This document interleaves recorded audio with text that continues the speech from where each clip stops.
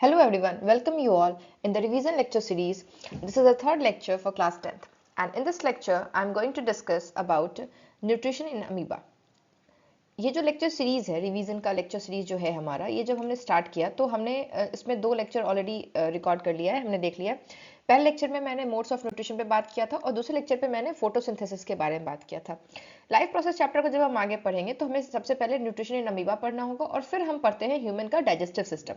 ठीक है, तो अगला वाला जो लेक्चर होगा वो ह्यूमन डाइजेस्टिव सिस्टम से रिलेटेड होगा। इसके पहले जो हमारा 2 लेक्चर था वो फोटोसिंथेसिस और मोड्स ऑफ न्यूट्रिशन से रिलेटेड था। ठीक है, तो इसमें हम पढ़ेंगे न्यूट्रिशन इन अमीबा। ये बहुत ही छोटा सा टॉपिक है, बट एग्जाम में इसका क्वेश्चन आप एक्सपेक्ट कर सकते हैं। एग्जाम में ये क्वेश्चन आता है कि what kind of nutrition, explain the mode of nutrition in amoeba. और ये क्वेश्चन आपको 1 नंबर या 2 नंबर के लिए नहीं, या 3 नंबर के लिए आता है। ठीक है, 3 नंबर में अगर ये क्वेश्चन आता है, 2 नंबर में भी आ सकता है, लेकिन जितने भी मार्क्स के लिए आए आपको इसमें डायग्राम एक लेके चलना होगा और कुछ जो है अमीबा का जो है कि अमीबा में क्या होता है, किस तरह का न्यूट्रिशन होता है, वो स्टेप्स आपको इसमें देखना होगा। ठीक है, तो स्टार्ट करते हैं। सबसे पहले थोड़ा सा यहाँ पे इंट्रोडक्शन हम कर लेते हैं अमीबा के बारे में। अमीबा क्या है? ठीक है, अगर हम बात करते हैं अमीबा की, तो अमीबा एक यूनिसेलुलर ऑर्गेनिज्म है। ये एक सेल से बना है और इसका एक सेल जो होता है वही बॉडी में सारे कामों को करता है, जैसे कि वही एक सेल का काम होता है, न्यूट्रिशन, रिप्रोडक्शन, ग्रोथ, सब कुछ उस एक सेल में होता है। और ये एक प्रोटोजोआ है। ठीक है, ये एक प्रोटोजोआ है। प्रोटोजोआ क्या होता है? प्रोटोजोआ आर द ऑर्गेनिज्म या द सेल्स which are या which have animal cell which are like animals। ठीक है, तो इनमें एनिमल सेल्स होंगे। क्या होता है इनमें प्रॉपर्टी? अगर हम बात करें प्रॉपर्टी की, तो सबसे पहले तो इनमें एनिमल सेल के जैसा कोई सेल वॉल नहीं होगा, सिर्फ सेल मेम्ब्रेन प्रेजेंट होगा। ठीक है, इनका मोड ऑफ न्यूट्रिशन हमेशा जो होगा वो हेटरोट्रॉफिक होगा, कभी भी फोटोट्रॉफिक नहीं हो सकता है। तो प्रोटोजोआ का ये 2-3 फंक्शंस हम याद रखेंगे कि ये एनिमल जैसे होते हैं और इनमें कोई सेल वॉल नहीं होता है, और दूसरा कि इसमें जो है इनका मोड ऑफ न्यूट्रिशन हमेशा हेटरोट्रॉफिक होगा। ठीक है, अमीबा की बात करते हैं तो ये भी एक एनिमल के जैसा है, इसमें कोई सेल वॉल नहीं होगा, it only contain cell membrane. Next, it lives in fresh water. Okay, it lives in fresh water like pond, river. You can find amoeba in pond, river, lakes etcetera. Now mode of nutrition के बारे में बात करते हैं, which is our topic, that amoeba exhibit holozoic mode of nutrition. अब holozoic mode of nutrition क्या होता है? होलोजोइक मोड ऑफ न्यूट्रिशन में जो ऑर्गेनिज्म होता है वो कॉम्प्लेक्स फूड को लेता है, उसको डाइजेस्ट करके सिंपलर फॉर्म में कन्वर्ट करता है और उसके बाद उसको वो यूज करता है। ठीक है, this is holozoic mode of nutrition. अब होलोजोइक मोड ऑफ न्यूट्रिशन सबसे कॉम्प्लेक्स टाइप का न्यूट्रिशन है, इसीलिए इसमें जो है 5 स्टेप्स इन्वॉल्व है। तो वो 5 स्टेप भी मैं यहीं पे इसी टॉपिक के अंदर डील कर देती हूँ। एग्जाम में आपको पूछेगा तो आपको 5 स्टेप में एक्सप्लेन करने की जरूरत नहीं है, अनटिल अनलेस आपसे ये पूछा जाए कि होलोजोइक मोड ऑफ न्यूट्रिशन के 5 स्टेप को एक्सप्लेन करो। अगर सिर्फ न्यूट्रिशन अमीबा पूछा तो आपको सिर्फ न्यूट्रिशन के बारे में लिखना है, 5 स्टेप को अलग अलग एक्सप्लेन करने की जरूरत नहीं है। ठीक है, लेकिन यहाँ पे हम 5 स्टेप को भी देख लेते हैं। तो 5 स्टेप जो है होलोजोइक न्यूट्रिशन का वो ये है। सबसे पहला जो है वो है ingestion, then we have digestion, absorption, assimilation and egestion. मैंने छोटे छोटे एक पॉइंट्स में इन सबको एक्सप्लेन कर दिया है। ठीक है, सबसे पहला जो पॉइंट सब जो है लिखेंगे इंजेशन, जिसका मतलब होता है फूड को लेना। जब हम अपने बॉडी के अंदर फूड को ले जाते हैं माउथ के थ्रू, तो दिस इज इंजेशन। ठीक है, अब माउथ के बाद जब वो फूड अंदर जाता है, माउथ में भी और स्टमक और इसके आगे भी और अमीबा के बॉडी में भी, जहां भी होलोजोइक मोड ऑफ न्यूट्रिशन है, जैसे ही वो कॉम्प्लेक्स फूड अंदर जाएगा वो सिंपलर फॉर्म में तोड़ा जाएगा, this process is called digestion. इसके बाद उस सिंपलर फूड को बॉडी किसी भी तरीके से पूरे जो भी ऑर्गेनिज्म है वो किसी भी तरीके से पूरे बॉडी में वो सर्कुलेट करवाता है, मूव करवाता है। मतलब पूरा बॉडी, जैसे हमारा बॉडी कॉम्प्लेक्स है तो हमारे बॉडी में भी मूव होगा, अमीबा का बॉडी एक सेल का बना हुआ है, उसके बॉडी में भी ये पूरी तरीके से मूव होगा, विच इज कॉल्ड एब्जॉर्प्शन। यहाँ पे एब्जॉर्ब करेगा बॉडी। ठीक है, फूड कहीं डाइजेस्ट हो रहा है बट पूरे बॉडी तक जाएगा वो। इसके बाद आता है assimilation, which means using of the digested food. ठीक है, जब जो भी फूड अभी हमने डाइजेस्ट करवाया उसको हर बॉडी पार्ट तक ले गए, उसको फिर यूज भी करना है। किस चीज में यूज करेंगे? ग्रोथ के लिए, एनर्जी के लिए।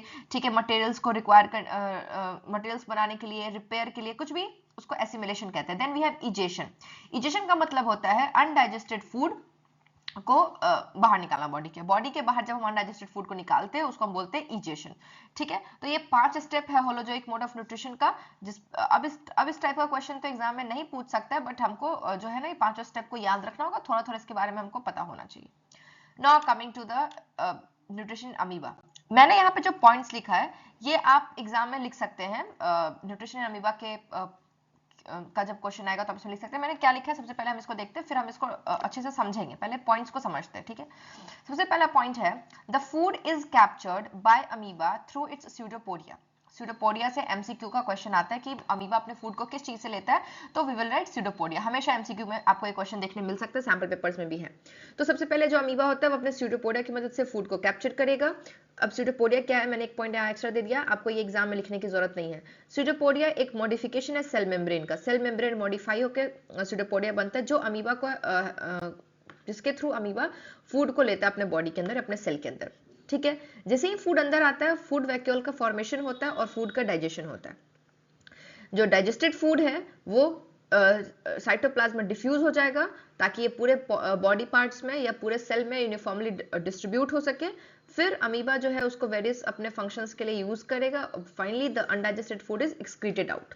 ठीक है, क्या क्या हुआ, सबसे पहले अमीबा ने स्यूडोपोडिया से फूड को ले लिया। फूड जैसे ही स्यूडोपोडिया से सेल के अंदर गया, वहां पे फूड वैक्यूल का फॉर्मेशन हुआ और वहां पे डाइजेशन हुआ।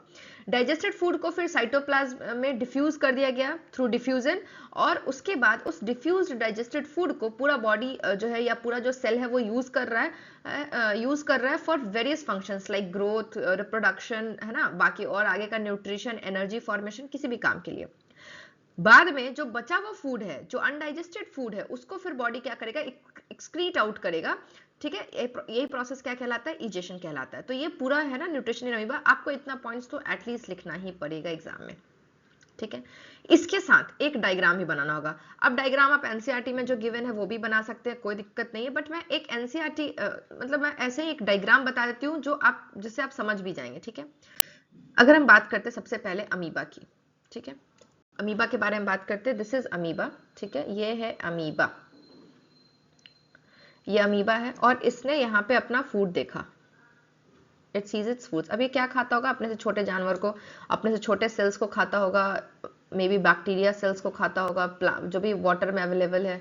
तो these are certain foods which amoeba solves. अब अमीबा क्या करेगा इस फूड के लिए, अमीबा जो है इस फूड के लिए क्या करेगा, स्यूडोपोडिया को बाहर निकालेगा। ठीक है, अमीबा ये एक्सक्यूज मी, इसको थोड़ा सा मैं और अच्छा बनाती हूँ। अमीबा जो है वो क्या करेगा, स्यूडोपोडिया की मदद से इस फूड को अपने सेल के अंदर ले लेगा। इस तरीके से इसको बना सकते हैं। ठीक है, ये इसका स्यूडोपोडिया है जो इस तरीके से बाहर निकला, और ये यहाँ पे बैक्टीरिया सेल्स है। यहाँ पे ये बैक्टीरिया सेल्स है जो मैंने ब्लू से बनाया था, मैं फिर से ब्लू ही यूज कर लेती हूँ। ठीक है, यहाँ पे ये बैक्टीरिया सेल्स है जो प्रेजेंट है। अब ये जो स्यूडोपोडिया आप यहाँ देख रहे हैं, ये जो स्यूडोपोडिया है यहाँ पे, ये ऐसे ही आगे की तरफ बढ़ता जाएगा, ये ऐसे ही आगे की तरफ बढ़ता जाएगा और इस वाले पार्ट के साथ आके फ्यूज हो जाएगा। जब ये इस पार्ट के साथ आके फ्यूज हो जाएगा तो ये सेल कुछ ऐसा दिखेगा, मतलब सेल का साइज भी थोड़ा बड़ा हो जाएगा, और इसमें ये जो स्यूडोपोडिया की मदद से जो छोटा सा पाउच बना हुआ था, अब फूड जो है ना वो सेल के अंदर कैप्चर हो चुका होगा। इस प्रोसेस को हम बोलते हैं फैगोसाइटोसिस। ठीक है, ये प्रोसेस क्या कहलाता है, ये प्रोसेस फैगोसाइटोसिस कहलाता है। जब सेल कोई चीज बल्क में लेती है अंदर, वो खास करके वो चीज सॉलिड होनी चाहिए, तो उसको हम लोग फैगोसाइटोसिस बोलते हैं। बल्क में चीजों को अंदर लेना, जब सेल कोई भी फूड को या किसी भी पार्टिकल को जो सॉलिड है उसको अगर बल्क में अपने बॉडी के अंदर लेगी तो उसको हम कहते हैं फैगोसाइटोसिस। तो फैगोसाइटोसिस की मदद से अमीबा के अंदर ये फूड चला गया, और इसलिए इस स्ट्रक्चर को हम बोलेंगे, इस स्ट्रक्चर को हम क्या बोलेंगे, क्योंकि प्रोसेस का नाम है फैगोसाइटोसिस, मैं स्पेलिंग लिख देती हूँ, फैगोसाइटोसिस। फैगोसाइटोसिस को हम नॉर्मल लैंग्वेज में बोलते हैं सेल ईटिंग, क्योंकि ऐसा लगता है सेल फूड ले रहा है। ठीक है, अब ये जो अमीबा है, ये जो है ना, ये जो स्ट्रक्चर बना अमीबा के अंदर, इसको हम बोलेंगे फैगोजोम। फैगोसाइटोसिस की मदद से बनने वाला पाउच या वेसिकल क्या कहलाएगा, फैगोजोम कहलाएगा।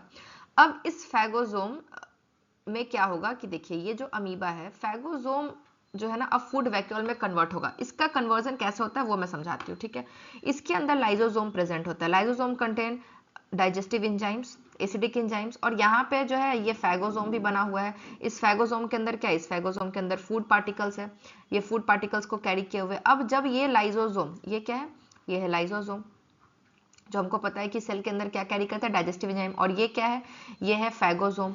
अब ये लाइजोसोम और फैगोसोम जब मिलता है तो क्या बन जाता है, तब ये बनता है फूड वैक्यूल्स। क्योंकि फूड वैक्यूल्स के अंदर डाइजेस्टिव एंजाइम कैसे आएगा, तो डाइजेस्टिव एंजाइम वो तब आएगा जब इसमें क्या मिला हुआ होगा, लाइजोसोम का अटैचमेंट, या लाइजोसोम के अंदर जो मटेरियल है वो इसमें आएगा। तो यहाँ पे ये दोनों जो है वो फ्यूज करेगा, और यहाँ पे एक बड़ा सा वेसिकल बनाएगा जिसके अंदर डाइजेस्टिव एंजाइम्स भी होंगे और यहाँ पे फूड भी देखने मिलेंगे। अब ये क्या कहलाएगा, अब ये कहलाएगा फूड वैक्यूल्स, ठीक है। अब ये क्या कहलाएगा, अब ये इसको हम बोलेंगे फूड वैक्यूल्स, ठीक है। फाइनली फूड का डाइजेशन हो जाएगा और फूड के डाइजेशन के बाद ये फूड है, ठीक है, ये अमीबा है, इसके अंदर ये फूड था जो डाइजेस्ट हो चुका है। अब ये डिफ्यूज होके पूरे साइटोप्लाज्म में आ गया, ठीक है, ये डिफ्यूजन पूरे साइटोप्लाज्म में हो गया और इसकी मदद से जो है अमीबा जो है अब ग्रो करेगा, साइज भी बड़ा करेगा, रिप्रोडक्शन करेगा। फाइनली ये जो बैग है, अब इसके अंदर क्या बचेगा, सिर्फ और सिर्फ अनडाइजेस्टेड फूड जो सेल के किनारे चला जाएगा और ये अनडाइजेस्टेड फूड बाहर निकल जाएगा सेल के जब इधर का जो सेल मेम्ब्रेन है वो रैप्चर करेगा। तो this is the whole process in of the amoeba, ठीक है। अमीबा के अंदर का ये पूरा प्रोसेस है जो मैंने यहाँ बता दिया, ठीक है। दिस इज द न्यूक्लियस, जो मैंने आगे वाले किसी भी डायग्राम में नहीं बनाया, आप चाहें तो बना सकते हैं। दिस इज न्यूक्लियस, यहाँ भी एक मैं न्यूक्लियस बना देती हूँ, ठीक है। तो ये है अमीबा का न्यूट्रिशन। ये जो पहला फिगर है, this first figure, it describes कि इसमें एक अमीबा है, अमीबा के बगल में इसका फूड है। जैसे ये फूड को देखा, ये जो ये क्या, ये स्यूडोपोडिया है, ये स्ट्रक्चर क्या है, ये स्यूडोपोडिया है। इस स्यूडोपोडिया को ये आगे की तरफ लेके जाएगा और आप ये एरो भी बना सकते हैं, एग्जाम में इस तरीके का आप एरो बना देंगे, कोई दिक्कत नहीं। और जैसे ये अंदर लेके जाएगा तो फैगोसाइटोसिस के प्रोसेस से जो है फूड अंदर आ जाएगा और स्यूडोपोडिया अंदर आके मिल जाएगा और ये एक बॉडी का फॉर्मेशन करेगा जिसको हम फैगोसोम बोलेंगे।